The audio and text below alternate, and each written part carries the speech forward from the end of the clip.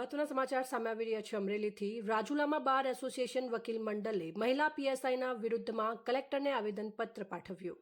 રાજુલાના મહિલા પીએસઆઈ એબી જાની દ્વારા એડવોકેટના પત્ની અને પુત્રી સામે ખોટી ફરિયાદ નોંધાતા વકીલ મંડળો આવ્યા મેદાનમાં।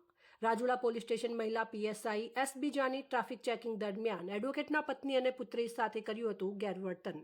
મહિલા પીએસઆઈએ ગેરવર્તન કરતા વકીલ મંડળમાં ભારે રોષ ભભૂક્યો।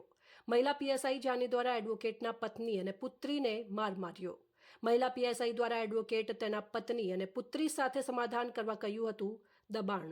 બાદમાં બીજા દિવસે મોડી રાત્રે મહિલા પીએસઆઈ એસબી જાની દ્વારા એડવોકેટના પત્ની અને પુત્રી ઉપર ખોટી ફરિયાદ નોંધી હતી। એડવોકેટ અરવિંદભાઈ ખુમાણના પત્ની અને પુત્રી સામે નોંધેલ ખોટી ફરિયાદ પરત ખેંચવા અને પીડિત વકીલના પરિવારની ફરિયાદ નોંધવા વકીલ મંડળની માંગ। રાજુલા પ્રાંત કચેરી ખાતે મોટી સંખ્યામાં વકીલો ઉપસ્થિત રહીને કલેક્ટરને આવેદનપત્ર આપ્યું। રિપોર્ટર અસલમ ગાહા, રાજુલા।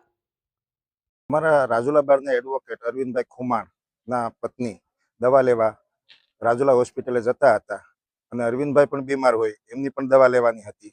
તેઓ પથારીવશ છે એટલે એમની દવા પણ લેવાની હતી। એ સમયે અરવિંદભાઈના દીકરી મોટરસાયકલ ચલાવતા હતા। અમને એમના મિસિસ જે પોતે બીપી અને ડાયાબિટીસના પેશન્ટ છે, તેઓ દવાખાને જતા હતા। તે સમયે રાજુલા બસ સ્ટેન્ડ પાસે રાજુલા પોલીસ સ્ટેશનના મહિલા પીએસઆઈ જાની મેડમે તેમને રોકે છે અને એમને માર મારે છે। હાથ પર વર્ષાબેનને વાગેલ છે, ખભા પર અરવિંદભાઈની દીકરીને મારેલ છે અને જેવું આરોપી સામે વર્તન કરે કે કોઈ મોટા ગુનેગાર સામે વર્તન કરે તેવું વર્તન કરી જાહેરમાં અપમાનિત કરી તેમનો મોબાઈલ તોડી નાખેલ।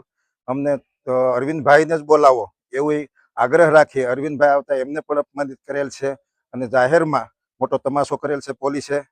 અને ત્યાર પછી અરવિંદભાઈના મિસિસને વાગેલ હોય તેઓ દવાખાને દાખલ હતા ત્યારે 20 જેટલા પોલીસ અને મહિલા પોલીસ આવી અને સતત દબાણ કર્યું રાત્રે 12 વાગ્યા સુધી।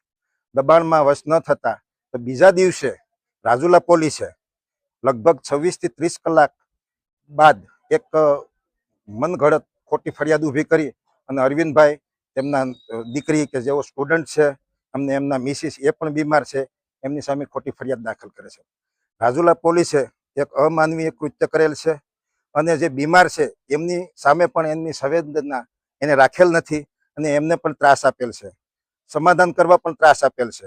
આજ દિવસ સુધી અરવિંદભાઈ ખુમાણની કે એમના મિસિસની ફરિયાદ પણ નોંધેલ નથી। આ રાજુલા પોલીસ એ આવા આમ જનતા અને શાંતિપ્રિય લોકો ઉપર અત્યાચાર ગુજારે છે। રાજુલામાં ખુલ્લેઆમ દારૂ વેચાય છે, ખુલ્લેઆમ ઓવરલોડિંગ અને એમાં પણ રોયલ્ટી ચોરીવાળા ટ્રક, ટ્રેક્ટર, વાહનો, તમામ બદીઓ અમરેલી જિલ્લામાં વધુમાં વધુ રાજુલામાં હોય તેઓ સામે પોલીસ કોઈ કડક કાર્યવાહી કરતી નથી। ખુલ્લેઆમ દારૂ વેચાતો હોય ત્યાં સારા ઘરની મહિલાઓ અને બેનું દીકરીઓ પણ નીકળતામાં શોભ અનુભવે છે, એમાં પોલીસની કોઈ મર્દાનગી આવતી નથી અને આવી જે દવાખાને જતી મહિલાઓ ઉપર જુલમ, અત્યાચાર, માર મારવો, એનો મોબાઈલ તોડી નાખવો, આવું જે કૃત્ય કરેલ છે એ ઘૃણાસ્પદ કૃત્ય છે। એની સામે અમે આવેદનપત્ર આજ આપીએ છીએ રાજુલા બાર એસોસિએશનના તમામ વકીલો અને અમારી એવી માંગણી છે કે અરવિંદભાઈની ફરિયાદ જે નોંધવામાં નથી આવી ઈરાદાપૂર્વક પોલીસે એ ફરિયાદ નોંધવામાં આવે અને ખોટી ફરિયાદ છે એ સરકાર પરત ખેંચે એવી માંગણી સાથે અમે સરકારશ્રીને આવેદનપત્ર નાયબ કલેક્ટર સાહેબ મારફત મોકલેલ છે।